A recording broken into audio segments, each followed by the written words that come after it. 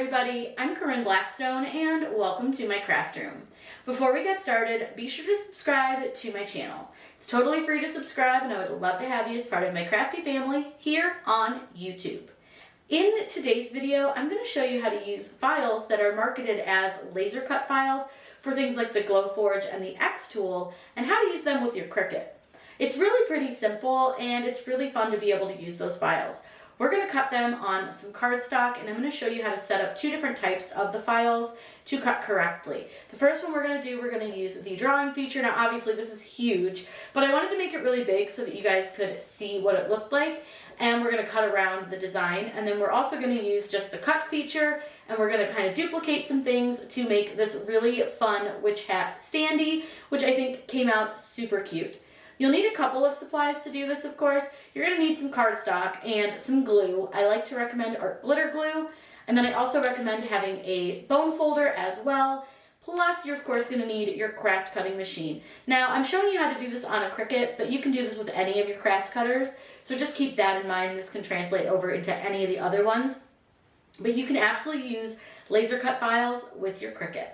So let's go ahead over to Design Space, and I'll show you guys how to do that.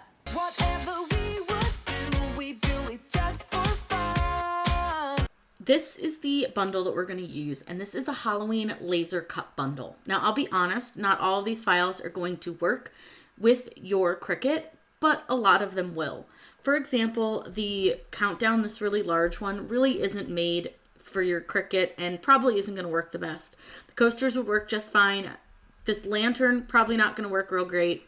But we're going to go ahead and use one of these fun designs down here, these little ornaments, and then we're also going to use one of these 3D designs down here at the bottom. So let's go ahead and I'll show you how to set these up in your Cricut Design Space so that you can work with them with your Cricut. Over in Cricut Design Space, the first thing that you'll need to do is to upload your images. So I'm going to click Upload Image, and I actually leave my folder open that I have it in just to make it easier.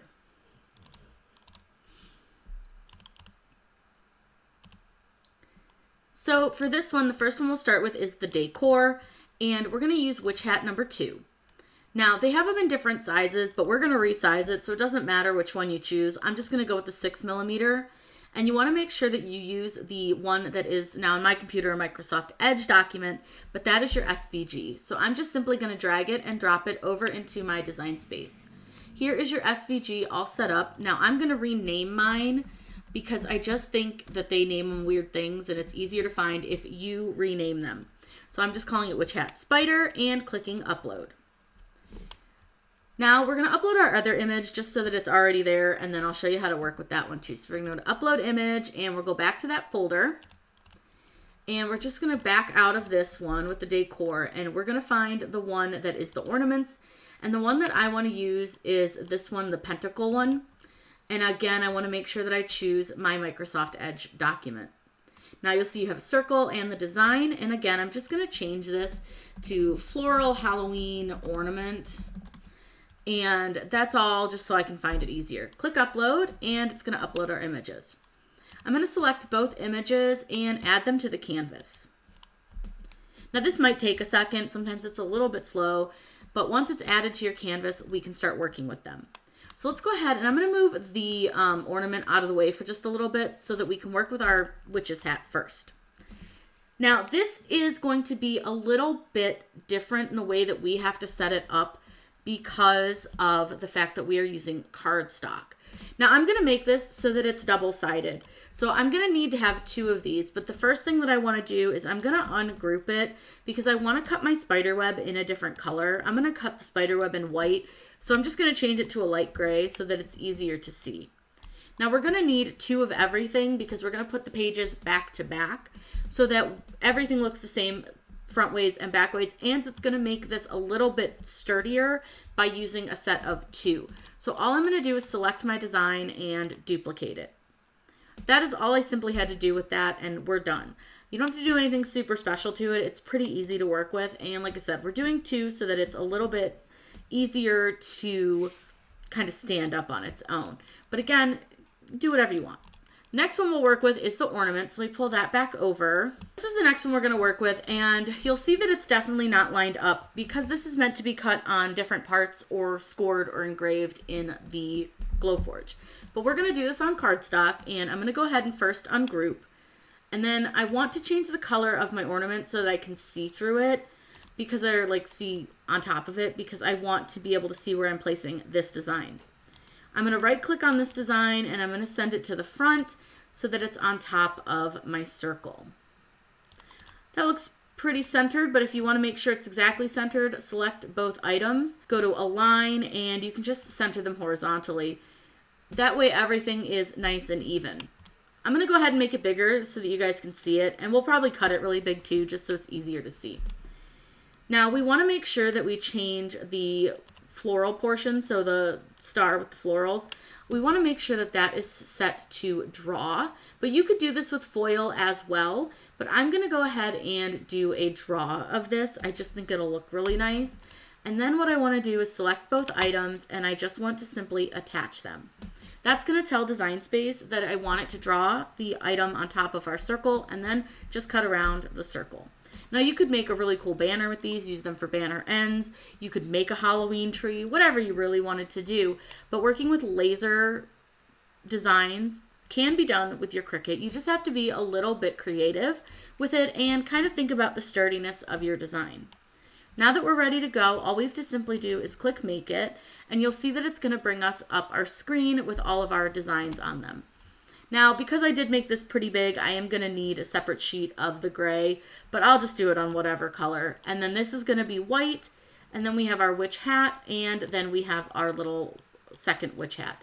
Now, one thing I'll tell you is you can save a little bit of paper if you want to by actually moving this up and turning it. And you're going to have a little bit different shape of a saved piece of your paper. So you can have this square instead of this square. It's just up to you and how you want to do it. But you can move it around, it fits fine. So what we need to do now is head over to the machine and load the paper, get the pen ready, and we can show you how cool these laser items come out using your Cricut.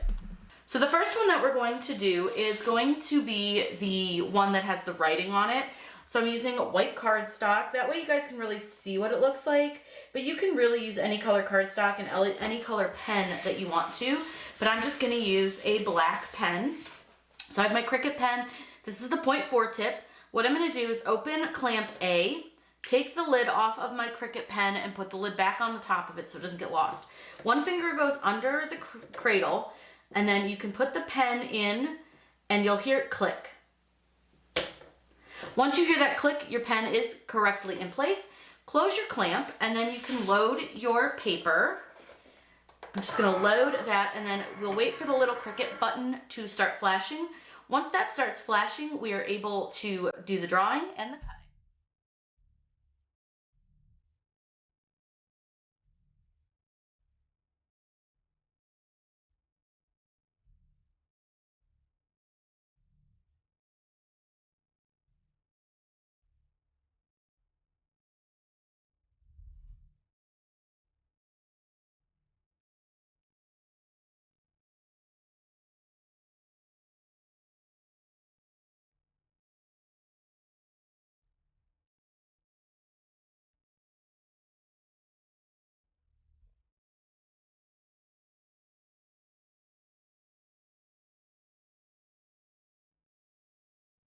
Look at how fun that is. So the first thing that I always do when using pens is take my pen out of my holder by opening it, pulling it out, and then I always want to put the cap right back on my pen because I don't want it to dry out.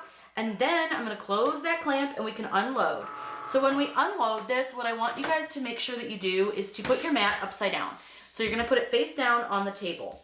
You want to roll your mat away from your material. That way, whatever you cut out doesn't get curled. I don't care if the back gets curled, like the extra paper, but I don't want my design to get curled because I want that to stay the way it is. But this is a pretty sticky new mat, so you can see if I just pulled it, see how curly that is? We definitely don't want that to happen. So I'm gonna go ahead and get this little dot off of here because we're gonna cut our spider webs next. But I do want you guys to appreciate how fun is this? And like I said, it was a laser file, and we were able to use this with our Cricut. So let's go ahead and we're gonna do the spider webs next. Now these parts, the white is going to cut on medium cardstock, but I need to change the setting for the blue to cut on heavy cardstock because the blue is a much thicker cardstock. So we're going to cut the spider webs next. So let me pull this down. Go ahead and load this. Again, we'll wait for that C, and then we're going to go ahead and get those spider webs all cut out.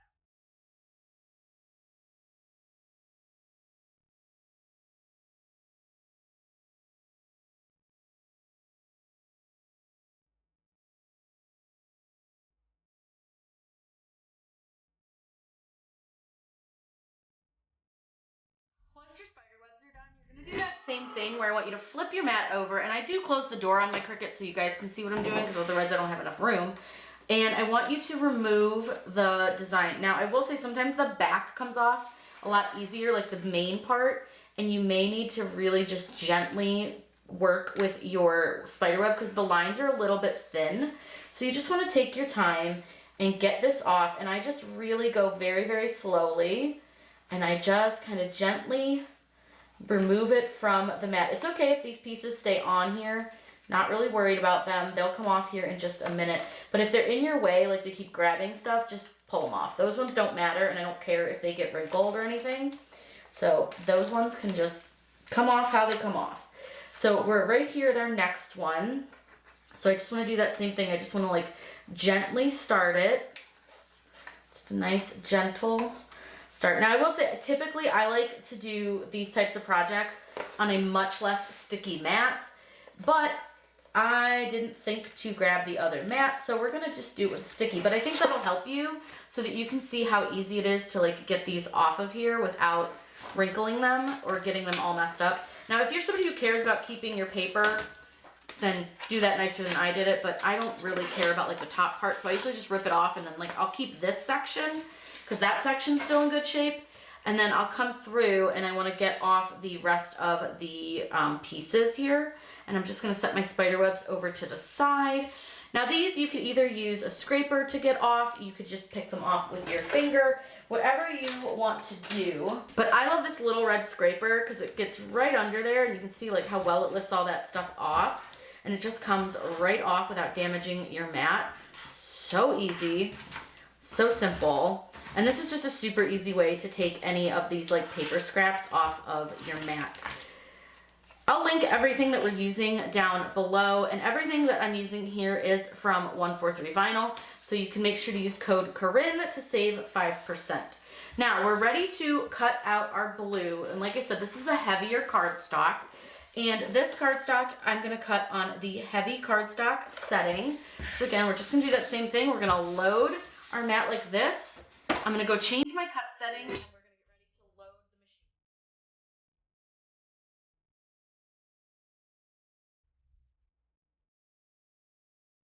Once it's done, do the same thing.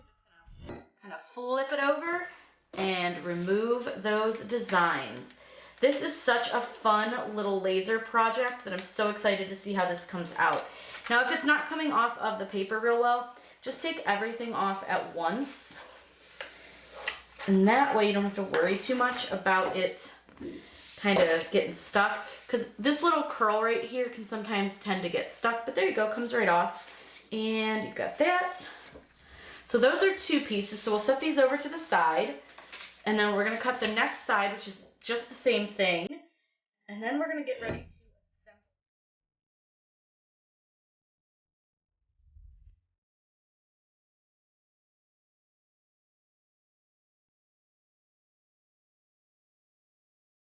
We've got all our pieces ready to assemble.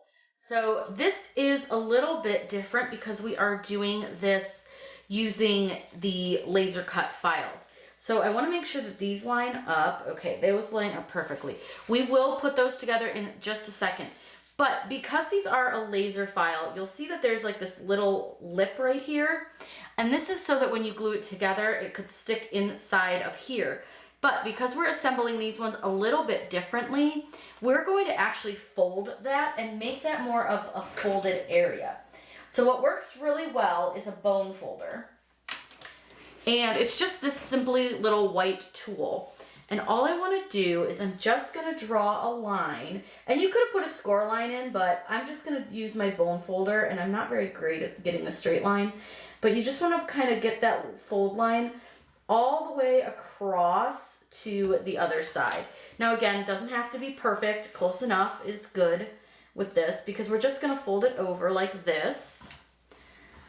And we'll do the same thing to this one here. We're going to give this one a little fold.